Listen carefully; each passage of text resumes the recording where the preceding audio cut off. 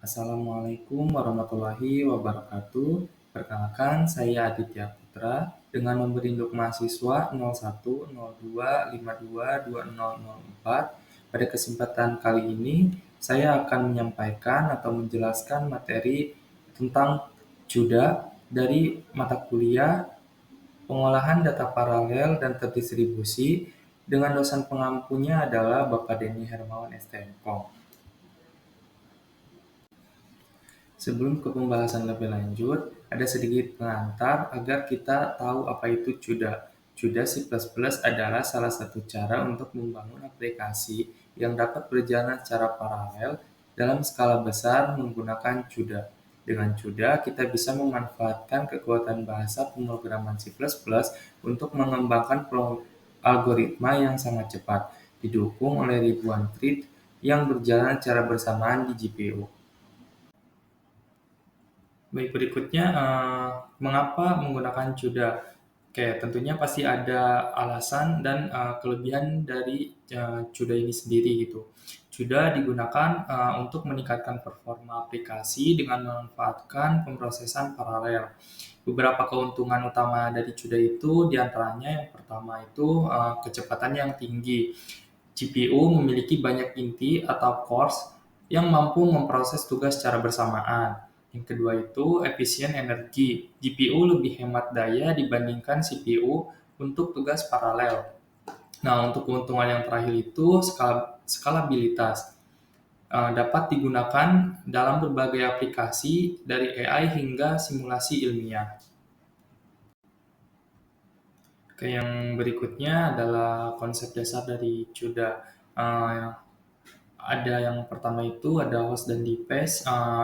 CPU sendiri itu disebut dengan host, sedangkan GPU itu disebut dengan device. Nah, yang kedua itu ada kernel. Kernel sendiri itu berfungsi atau fungsi yang dijalankan pada GPU untuk melakukan perhitungan paralel. Nah, yang ketiga itu ada thread, blocks, dan grid. Nah, untuk thread sendiri itu adalah unit eksekusi terkecil dalam CUDA. Sedangkan block itu kumpulan thread yang dieksekusi bersama. Kemudian grid itu adalah kumpulan blok yang bekerja secara bersamaan. Baik, tadi sedikit pengantar sudah saya sampaikan. Untuk berikutnya kita ke simulasi atau penjelasan terhadap coding CUDA ini sendiri. Baik, berikutnya adalah coding dari yang saya dapatkan dari sumbernya itu NVIDIA mengenai pembelajaran CUDA. Nah, kita awal-awalnya itu diberikan sebuah program C sederhana yang menambahkan elemen dari 2 array dan dengan masing-masing 1 juta elemen. Nah, oke, di sini kita bisa melihatnya. Untuk penjelasannya nanti saya jelaskan bagian atau function per functionnya di PPT. Ini di sini saya sudah berhasil menguranginya sebagai latihan untuk saya. Kita bisa lihat di sini sudah berjalan semua.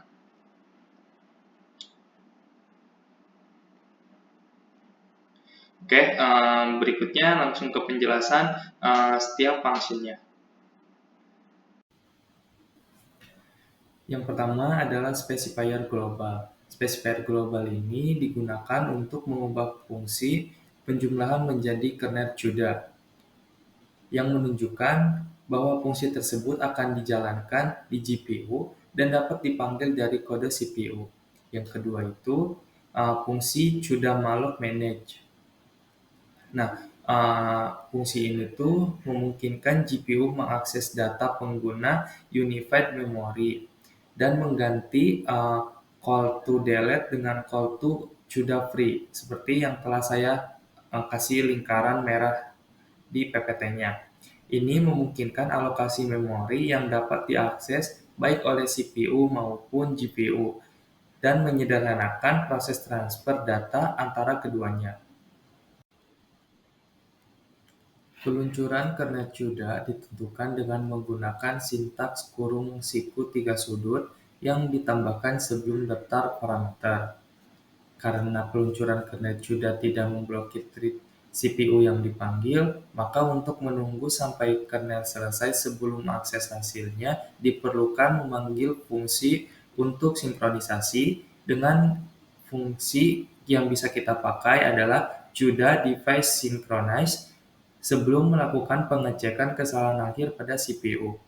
Nah, kemudian cara paling mudah untuk mengetahui berapa lama sebuah kernel CUDA berjalan adalah dengan menggunakan NVFrog, yaitu alat profiling berbasis command line yang sudah termasuk dalam CUDA Toolkit. Kemudian, karena waktu eksekusi sebuah fungsi akan berbeda-beda tergantung GPU yang digunakan, terutama jika menjalankan di Google Colab. Untuk mengetahui jenis GPU yang sedang dialokasikan adalah dengan perintah sebagai mana yang telah saya tampilkan pada PPT ini di bagian jenis GPU, yaitu NVIDIA Street SMI. Kemudian, cara untuk menjadikan kernel dengan thread paralel itu kuncinya ada pada sintaks kurung siku 3 sudut. Nah, seperti yang telah saya berikan atau tampilkan di PPT, kita dapat melihatnya. Ini tuh disebut dengan konfigurasi eksekusi yang memberitahu sudah berapa banyak thread paralel yang akan digunakan saat menjalankan kernel di GPU. Nah, dalam konfigurasi ini tuh ada dua parameter, namun kita fokus pada parameter yang kedua terlebih dahulu. GPU CUDA bekerja dengan blok thread yang biasanya merupakan kelipatan 32, sehingga memilih 256 thread per bloknya, merupakan pilihan yang masuk akal untuk efisiensi eksekusi. Tetapi jika hanya menjalankan kode dengan perubahan tersebut, setiap thread tetap akan melakukan perhitungan sendiri-sendiri, bukan membagi tugas secara paralel. Agar komputasi benar-benar tersebar ke seluruh thread itu, kita perlu memodifikasi kernelnya juga.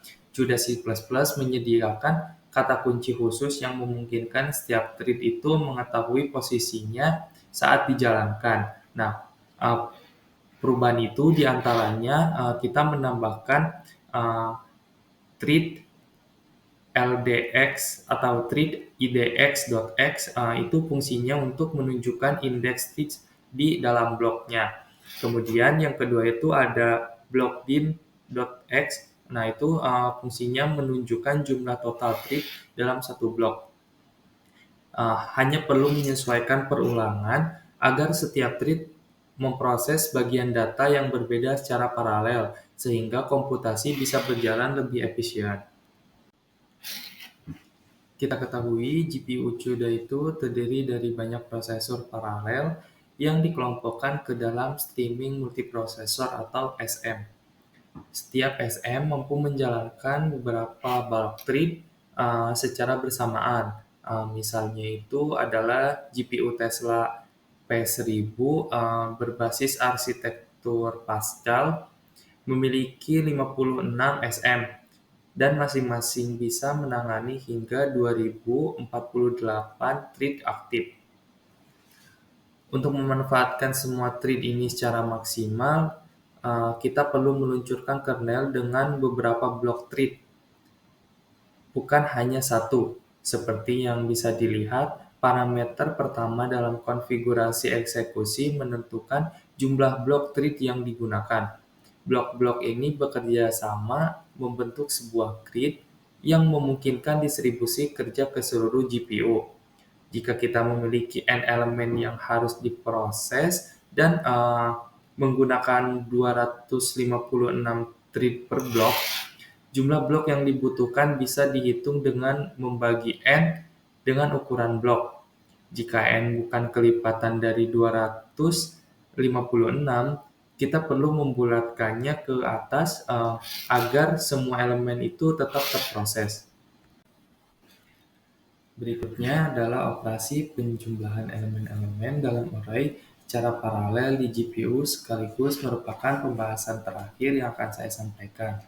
Nah, kita dapat melihat di gambar yang sebelah kanan, yang sebelah kiri itu adalah kode yang sebelumnya, dan setelah kita modifikasi untuk operasi penjumlahan elemen-elemen, kita bisa melihatnya yang di gambar yang sebelah kanan atau kode yang sebelah kanan. Kita dapat melihat di baris keempat itu ada kode blok idx.x dikali blok dim.x ditambah treat idx.x, itu merupakan CUDA idiomatik. Kemudian masing-masing kode itu memiliki fungsi, diantaranya yang pertama itu treat idx.x itu berfungsi sebagai index treat dalam satu blok. Yang kedua ada blok idx.x itu berfungsi sebagai index blocks dalam grid. Nah, kemudian blok dim.x itu berfungsi untuk jumlah thread dalam satu blok. Kemudian dengan mengalihkan blok idx.x dengan blok dim.x, kita dapat mendapatkan indeks global dari thread tersebut.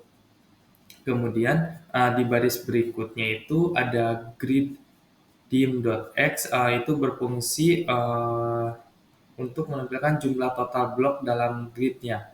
Kemudian di baris berikutnya ada stride. Nah, itu sebagai jarak antar transisi untuk thread saat menjelajahi array. Nah, setiap thread itu mengambil elemen dengan indeks i dan menjumlahkan elemen xi ke yi.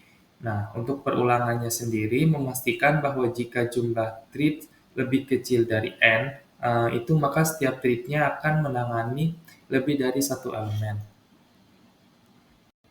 Baik, sekian penjelasan materi tentang CUDA yang dapat saya sampaikan. Jika ada kesalahan dan tanggapan atau perbaikan, silakan tinggalkan di kolom komentar. Terima kasih atas perhatiannya. Wassalamualaikum warahmatullahi wabarakatuh.